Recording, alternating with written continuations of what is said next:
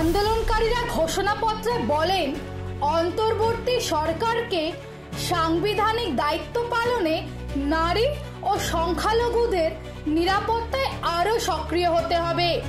এছাড়াও নির্বাচনে অংশগ্রহণকারী রাজনৈতিক প্রার্থীদের নারী, শ্রমিক, জাতিগত, ধর্মীয় ও ভাষাগত এবং নন বাইনারি সংখ্যালঘুদের অবস্থান ও অধিকার সুস্পষ্ট করতে হবে।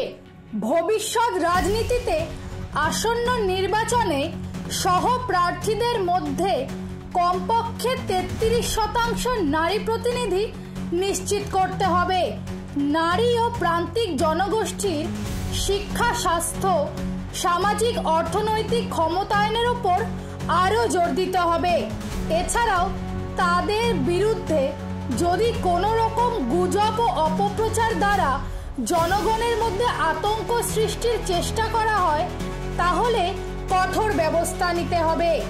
আরও বলা হয়, নারী ও প্রান্তিক জনগোষ্ঠীর অধিকারকে সংবিধান বা সংস্কৃতির নামে অস্বীকার করা যাবে না। সম্পত্তির অধিকার থেকে শুরু করে পরিবেশগত ন্যায় বিচার সবকিছুতেই নারীদের সমান অধিকার। তাই সমাজের সবচেয়ে বঞ্চিতদের অবস্থান ও অধিকার নিশ্চিত করতে হবে। তা না হলে একটি ন্যায়সঙ্গত সমাজ প্রতিষ্ঠা করা সম্ভব নয়। ঘোষণাপত্রে বর্তমান ও ভবিষ্যৎ সরকারের উদ্দেশ্যে বলা হয়, নারী, শ্রমিক, সংখ্যালঘু, ট্রান্সজেন্ডার ও নন বাইনারি নাগরিকদের রাজনৈতিক, অর্থনৈতিক ও ব্যক্তিগত স্বাধীনতা শর্তহীন।